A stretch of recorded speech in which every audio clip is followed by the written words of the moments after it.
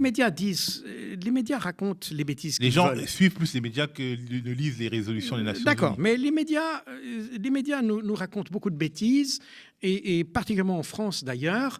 Moi, je me base sur le droit international. D'ailleurs, tout mon livre est basé sur l'explication et le droit international. D'ailleurs, c'est ce que j'ai évoqué jusqu'à maintenant. C'est des résolutions que moi j'ai lues.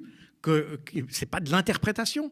Les textes sont très très clairs. D'ailleurs, la non-application de ces règles a fait l'objet de dizaines de résolutions pour condamner la non-application de ces règles par Israël. Donc, je n'invente strictement rien. D'ailleurs, la liste de toutes ces résolutions sont listées dans mon ouvrage.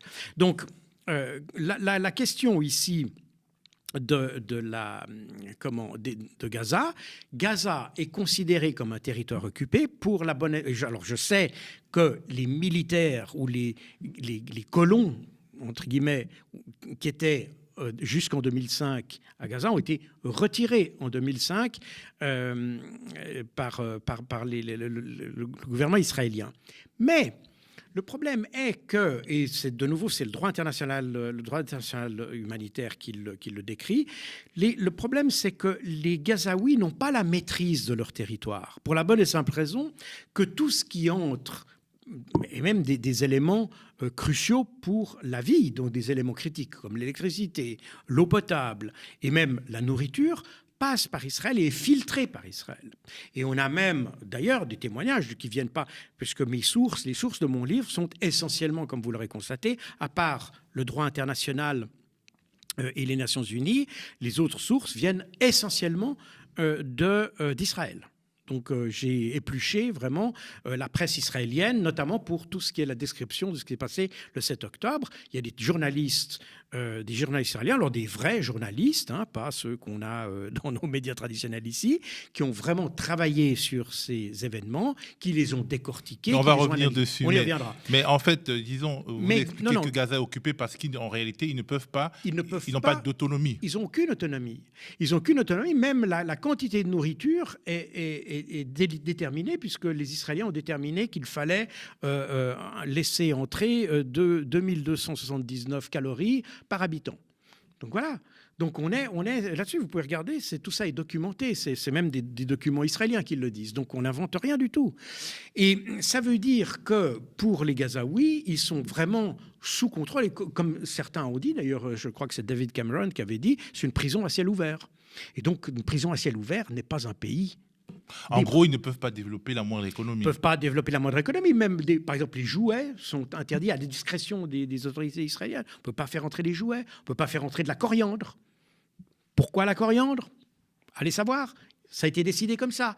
Et donc, il y a certains produits comme ça, de la confiture, le Nutella, des choses comme ça. Enfin, le Nutella, je ne sais pas. Mais vous avez des pâtes à tartiner de ce genre-là qui ne peuvent pas entrer. Donc, on est avec effectivement un pouvoir discrétionnaire qui s'applique sur l'ensemble de la bande de Gaza et qui fait que elle est effectivement considérée, et j'ai fait une liste d'ailleurs des institutions internationales qui considèrent Gaza comme territoire occupé, donc ça n'est pas ma thèse, c'est vraiment les organisations internationales, il y a la Croix-Rouge, il y a les Nations Unies, enfin bref, il y a toutes sortes d'institutions qui le considèrent comme territoire occupé. Et ça veut dire, en clair, que quand c'est un territoire occupé, comme le dit la résolution de 1990 des Nations Unies, la population palestinienne a le droit de résister à l'occupation israélienne par tous les moyens à sa disposition, y compris l'usage de la force armée. Alors, un de vos arguments, on va reparler de l'usage de la force armée, puisqu'on va reparler du 7 octobre, mais un de vos arguments est partagé par la diplomatie française. Alors, vous allez dire, c'est pas un argument, c'est un fait. En tout cas, par le représentant de la France à la Cour internationale de justice, qui a expliqué, donc, qui a évoqué lors des dernières audiences, les devoirs d'une puissance occupante et qui estime que Israël viole ses devoirs. C'est exactement ça. Et c'est d'ailleurs, si vous voulez, le fil conducteur de mon livre n'est pas de distribuer des bons points ou des mauvais points à gauche ou à droite, mais de revenir sur l'application du droit international et voir qui le respecte et qui ne le respecte pas. Parce qu'en fait, on est troublé parce que quand on a écouté justement le juriste français devant la Cour internationale de justice, il semblait à deux doigts d'accréditer la thèse de l'existence d'un apartheid en Israël-Palestine. Quand on regarde le ministre des Affaires étrangères, Stéphane Séjourné, on a l'impression que c'est pas le même gouvernement, parce que c'est absolument pas la même logique. La logique de long terme française est finalement enserrée dans un certain nombre de concepts et dans les engagements internationaux et la théorie générale des relations internationales de la France, tandis que les propos de Stéphane Séjourné sont des propos politiciens qui ne se sentent